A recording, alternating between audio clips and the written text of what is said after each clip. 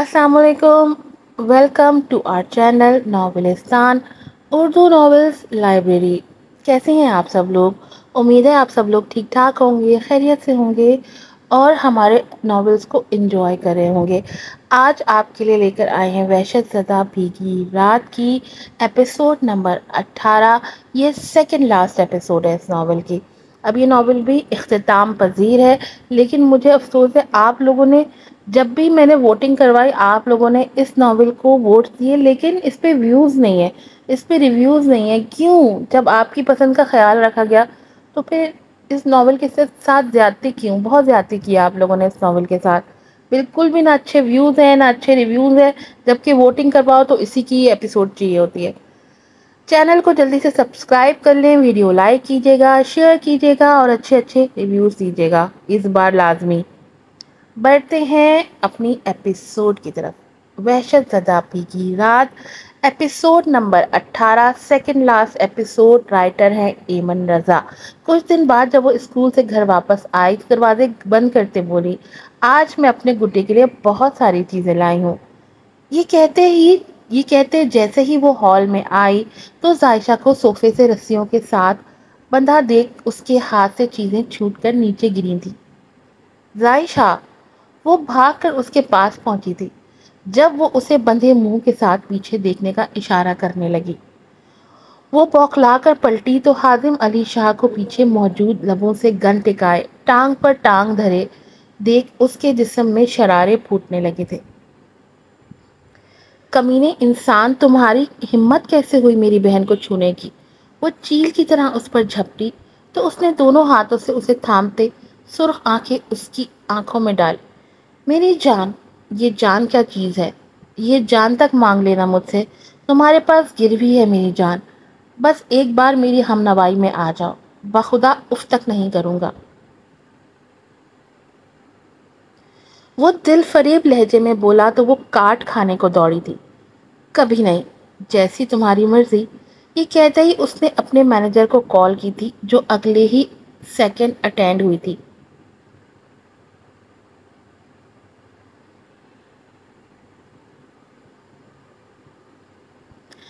सुनो, तुम्हारी मैडम निकाह के लिए मना कर रही हैं। अगर अगले 2 सेकंड में वो ना मानी तो तुम्हें पता है ना बच्चे के साथ क्या करना है।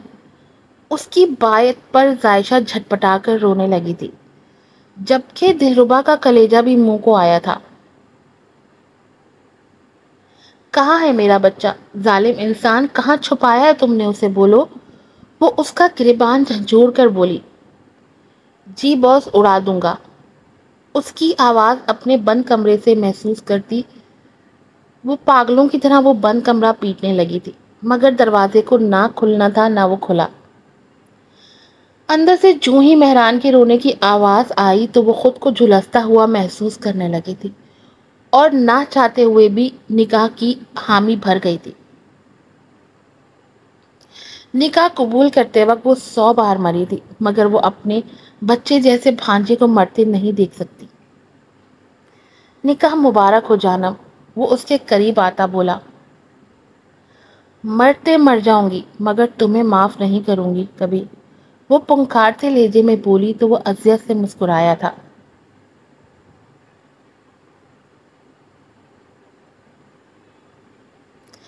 तुम्हारी नफरत को मोहब्बत में ना बदल दिया तो मेरा नाम भी हाजिम अली शाह नहीं। वो पुख्ता लहजे में उसे जान निसार करती नजरों से देख कर बोला।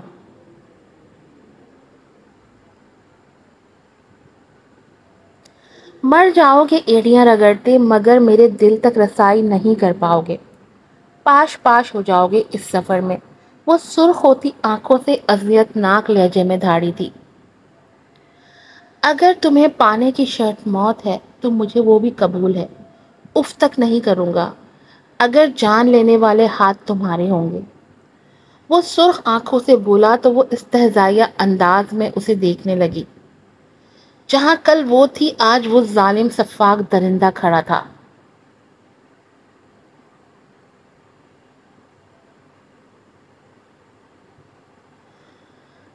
इससे पहले कि वो कुछ और कहता वो झटके से पलटी। اور ظائشہ کو کھولنے لگی، جبکہ وہ جا کر مہران کو کمرے سے لے آیا تھا، جو اس کی گود میں ایسے چڑھا ہوا تھا جیسے کبھی رویا ہی نہ ہو۔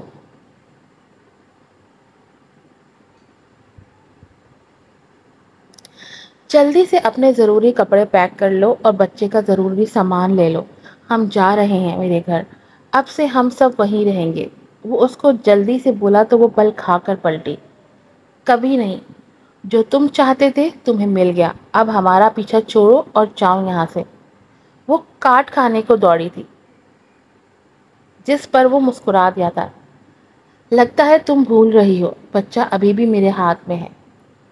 اس کی دھمکی پر وہ مہران کو جھپٹنے لگی تو وہ فوراً پیچھے ہوا تھا۔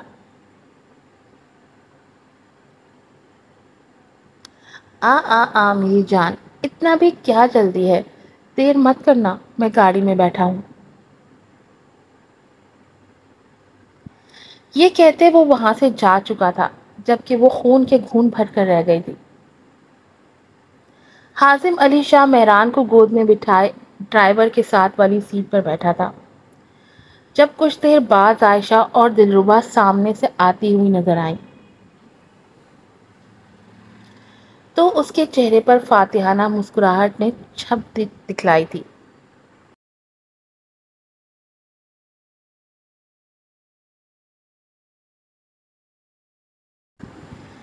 یقیناً وہ اپنے پہلے قدم میں کامیاب ہو گیا تھا۔ اسے یقین تھا کہ آہستہ آہستہ سب ٹھیک ہو جائے گا۔ جیسے ہی گاڑی حازم کے بلند و بالا محل جیسے گھر کے سامنے رکی تو دلربا حیرت سے خوبصورتی سے بنے ہوئے گھر کو دیکھنے لگی۔ تو کیا اب یہ اس کا اپنا گھر تھا؟ مگر یہ خیال اس نے فوراً اپنے ذہن سے جھٹکا تھا۔ اندر آتے ہی اس نے مہران کو عائشہ کے حوالے کیا تھا اور ایک ملازم کو اس کا کمرہ دکھانے کا کہا تھا، جس کے پیچھے پیچھے وہ چلی گئی تھی، جبکہ دلربا ادھر ہی کھڑے اس کو نہایت غور سے دیکھ رہی تھی کہ اب اس کا یہ کون سا الگ روپ تھا۔ کیوں کر رہے ہو یہ سب؟ کیا چاہتے ہو تم؟ وہ سینے پر ہاتھ باندھتے ہوئے بولی تو حازم علی شاہ نے سر جھکا لیا تھا اور آہستہ آہستہ قدم لیتے اس کے سامنے آتے کھڑا ہوا تھا۔ فقط تمہاری زندگی کو خوشیوں سے بھرنا چاہتا ہوں اور کچھ نہیں، وہ سادگی سے بولا تو وہ طنزیہ مسکراہٹ سے اسے دیکھنے لگی تھی۔ دیکھتے ہیں کب تک تم اپنا زور آزماتے ہو، جلد ہار جاؤ گے اور تب میں تمہیں یہیں ملوں گی۔ یہ کہتے وہ جانے لگی جب حازم نے اس کا بازو پکڑ کر اسے اپنے قریب کیا تھا۔ تم کہاں جا رہی ہو؟ ہمارا کمرہ تو اوپر ہے۔ اس کی بات پر وہ آنکھیں پھاڑے اسے دیکھنے لگی تھی۔ کیا مطلب تمہارا؟ میں تمہارے ساتھ ہرگز نہیں رہوں گی، وہ ایک ایک لفظ دانت پیستے ہوئے بولی تو وہ اس کی آنکھوں میں دیکھنے لگا تھا۔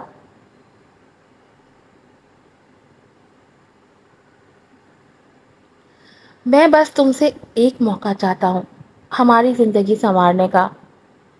تم مجھ پر یقین کر سکتی ہو، میں کبھی خود پہل نہیں کروں گا، تمہیں پورا وقت ہوگا، کبھی تمہیں چھونے کی کوشش نہیں کروں گا خود سے، مگر پلیز اپنے کمرے میں آ جاؤ۔ میں نہیں چاہتا کہ مہران اور عائشہ پر کوئی برا اثر پڑے۔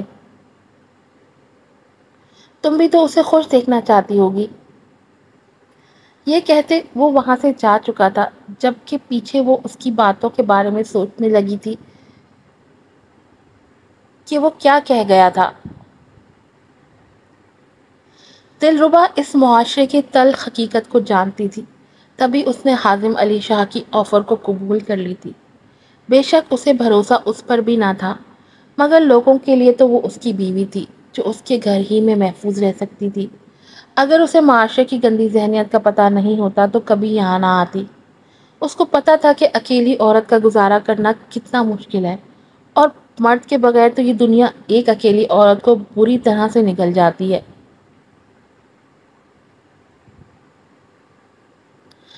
رات کو اس کے سونے کا یقین کرتی وہ کمرے میں داخل ہوئی تھی۔ وہ جو آنکھوں پر بازو رکھ کر اس کا انتظار کر رہا تھا، ذرا سا بازو کی جھری سے نیم و آنکھوں سے اسے اندر آتے دیکھا، جو اس کو ہی گھور رہی تھی۔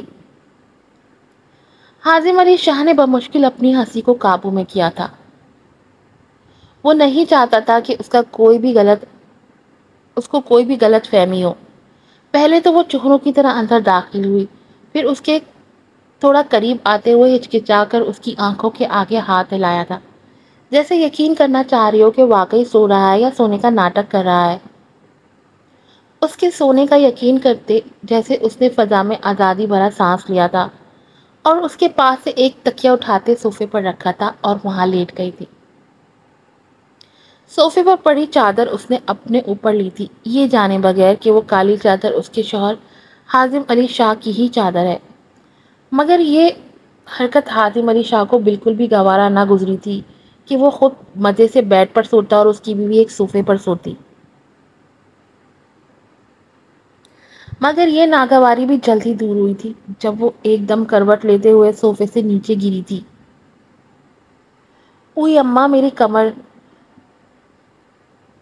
وہ کمر پر ہاتھ رکھ کر کرائی اور حازم نے فوراً اپنے سونے کے ناٹک کو بھاڑ میں جھونکا تھا اور اٹھ کر بیٹھ گیا تھا۔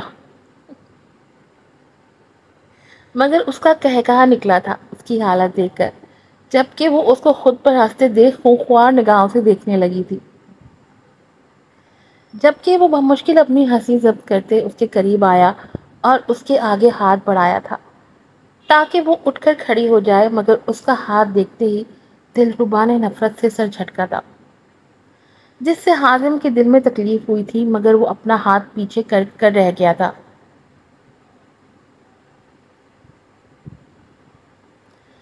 اس نے بیڈ پر جاتے تکیوں سے بیڈ کے درمیان بارڈر لائن بنائی تھی۔ تم یہاں سو سکتی ہو، میں اپنے کال کا پکا ہوں، میں اس طرف نہیں آؤں گا۔ وہ یہ کہہ کر اپنے سائیڈ کا لیمپ بجھا کر آنکھوں پر ہاتھ رکھ کر لیٹ چکا تھا، مگر وہ ٹس سے مس نہ ہوئی تھی۔ کافی دیر بعد جب حازم کے وجود میں جنبش نہ ہوئی تو وہ اٹھ کر لڑکھڑاتے ہوئے بیڈ کے قریب آئی تھی اور غور سے اسے دیکھنے لگی تھی، جو چہرے سے تو بالکل بھی درندہ نہ لگتا تھا، مگر اس رات اس نے درندہ بننے میں کوئی کسر نہیں چھوڑی تھی۔ یہ نکاح کے دو بول کا ہی احساس تھا کہ وہ بیڈ پر نہ چاہتے ہوئے بھی لیٹ گئی تھی اور اس کی طرف کروٹ لیٹی اس کے چہرے کو دیکھنے لگی تھی۔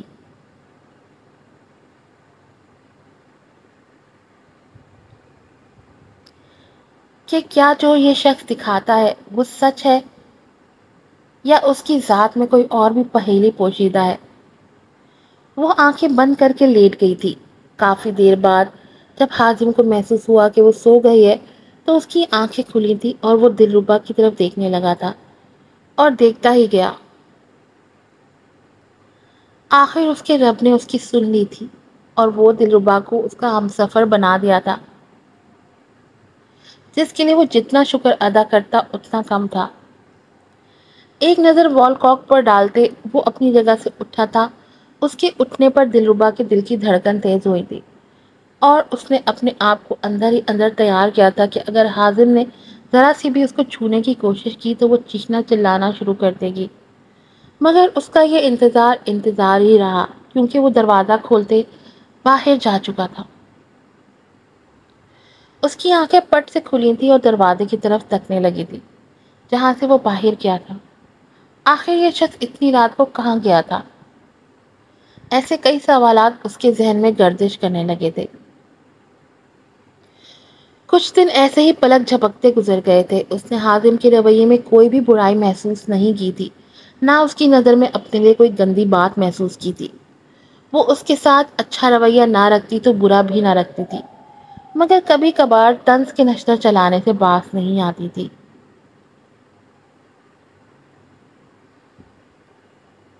وہ روز رات کو حازم کو کہیں جاتے ہوئے دیکھتی تھی، مگر آج اس نے حازم کو رنگے ہاتھوں پکڑنے کا ارادہ کیا تھا۔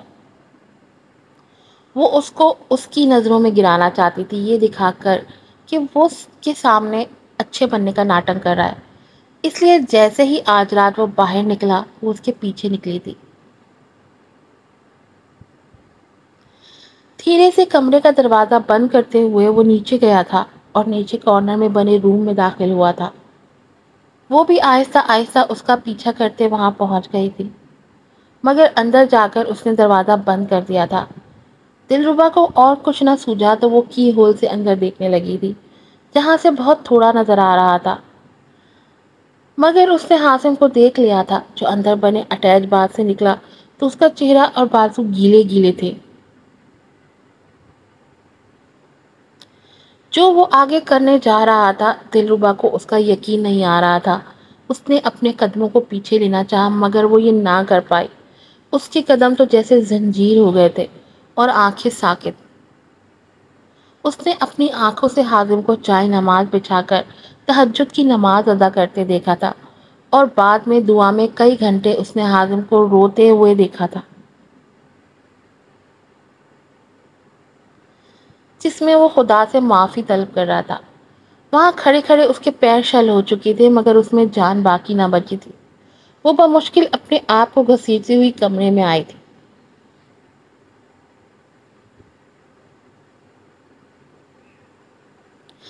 آنسو ٹوٹ کر گرے تھے اس کی آنکھوں سے اور چہرے پر برسنے لگے تھے۔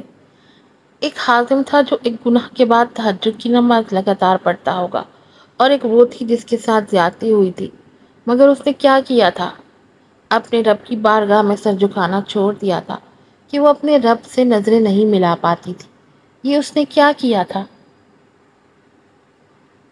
اسے ایک دم اپنے آپ سے نفرت محسوس ہونے لگی تھی اور حازم علی شاہ سے حسد محسوس ہونے لگا تھا۔ کیا پتا وہ مجھے دکھانے کے لیے ایسا کرتا ہو۔ نہیں حازم، تم ایسا نہیں کر سکتے۔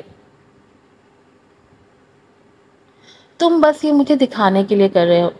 میں بھی یہی ہوں اور تم بھی۔ دیکھتی ہوں کب تک تم یہ نیک بننے کا ناٹک کرتے ہو میرے سامنے۔